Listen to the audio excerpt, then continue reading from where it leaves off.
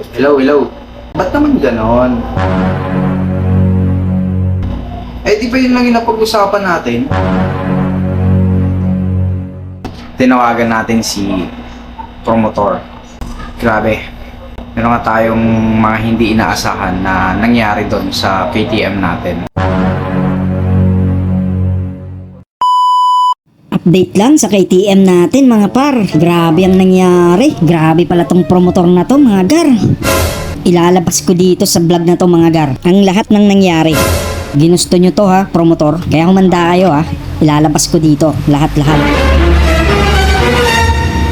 So mga gar, bigyan nga lang muna natin ng kaunting context para nga sa mga bagong viewers natin na walang idea sa kung anong nangyari sa atin. No? So pagkatapos nga ng Christmas, kasalukuyang papasok ako sa aking trabaho at nang biglang tumirik ang aking kauna-unahang big bike. Kaya naman nagtulak tayo sa pinakamalapit na shop. Pag minalas ka naman talaga, oo. At nang inakala nga natin na safe na tayo at para bagang excited na akong ikwento kung ano ang nangyari. Para 'di ba, maisip na ng mekaniko kung ano yung mga posibleng sira. Kaso hindi ko inaasahan. Mukha nga tayong tungal dito kakatayo.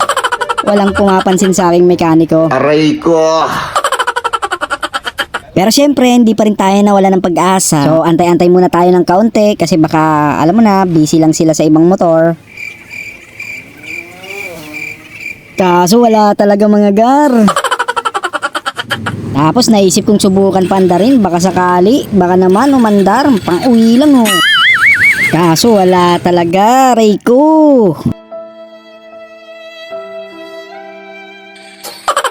At dito ko na nga naisip mag-post sa KTM group at may isa nga akong napansin. Si Boss Donsky at yung promotor ang palaging natatag. Kaya naman sinubukan kong kontakin. At isang tawag ko nga lang mga lods, sinagot agad ang aking tawag. Kaya naman agad akong nagtiwala. Biruin mo baga naman, video call ang tawag namin so nakikita ko yung mukha niya. Tapos todo screenshot ako habang kausap ko siya. Alam mo na, mahirap nang ma-scam. At dahil sa kawalan ng pag-asa, agad ko nang pinadala ang aking KTM. Lubos talaga ang aking pasasalamat sa mga tumulong para maikarga ang aking KTM. At sila nga rin po pala yung mga mekaniko ng shop na pinuntahan ko. At in-explain po nila na hindi po sila familiar sa KTM. Kaya naintindihan naman natin sila. At dito nga mga gar, sinusubukan ko nga ulit magpasalamat sa pamamagitan ng pagbigay ng kaunting pangmeryenda. Dahil na-appreciate nga talaga natin. Pero hindi talaga nila tinanggap, kaya maraming thank you na lang talaga.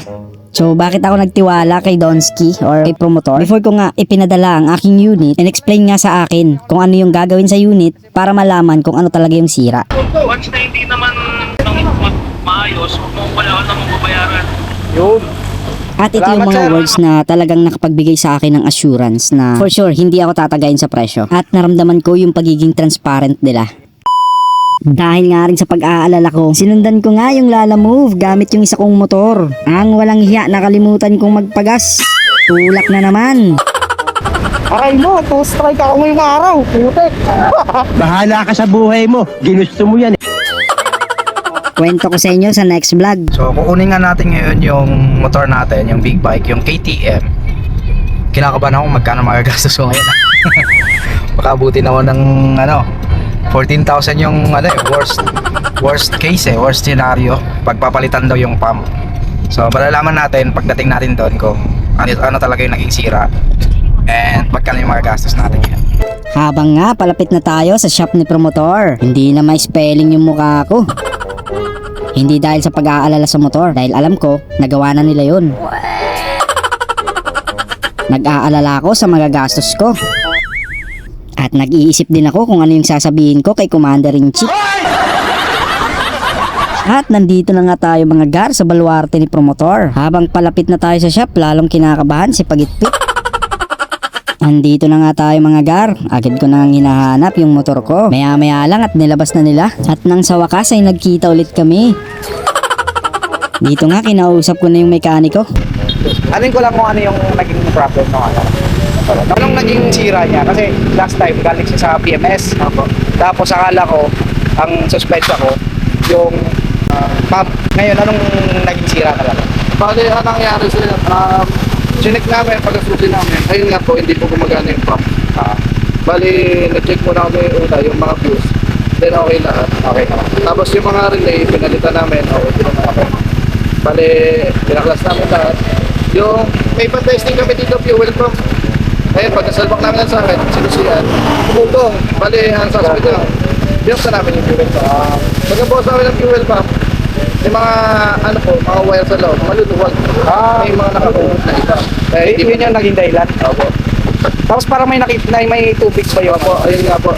Bali nangyari na po, ayun, namantan na po. Nag-test drive kami, nasarado na nga po eh. Test drive kami, nakaramdam yung kasama ko ng ano, na parang kumahagok, kumakalbo rin. Nag-testing kami spark plug, wala po sa spark plug, ganun pa rin. Nag-tinesting namin ang panibagong tanke. Ayun, ito tumilaw. Kaya nangyari, Nag-train kayo. nag-train ako ng tanke. Kaya may lumabas nga ang gasolina. Bali, tinawagan namin si boss namin, ang pinaalam namin na linisin namin total pa. Ano kaya naging dahilan nun? Kasi hindi ko kasi alam kung dati na siyang may tubig or baka dahil yung pag yung car wash. Opo, may chance din ang pipe pagka... Saan kaya banda ako sa Kaligan? Dito sa... Kasi pag ako nagka-car wash, talagang minisprayan ko lang ganun. Wala, ito sir. Ito. So dapat hindi ko siya inaano. Ayan sir, may chance na lumusot din yung ano. Yun pala, yung tubig ko. Sa gilid. Papasok ko. So dapat hindi ko siya tinatamaan. Bali, ang ginawa ko sir, disprayan na namin ng WD-40. Okay naman ako lumusot. Okay. Basta, dire-diretso na lang punta ko ng tubig. Ayun pala yun. Sige. Salamat mo, Singa. Sige, ano pangalan niyo, sir?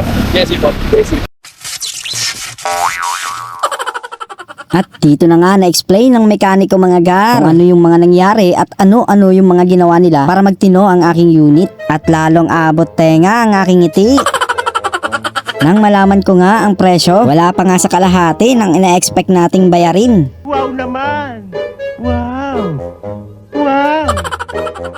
Kaya naman highly recommended talaga tong promotor na to mga gar. Bukod sa hindi ka tatagain sa presyo, marami ka pang matututunan sa kanila. Maraming thank you nga pala sa nagtag kay promotor at naayos na ang aking unit. Siya nga pala, huwag nyo na nga palang alalahanin yung unang part ng vlog na to.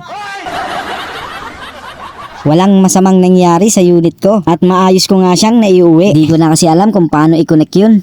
Kaya ganito na lang mga gar, bigla na lang mawawala.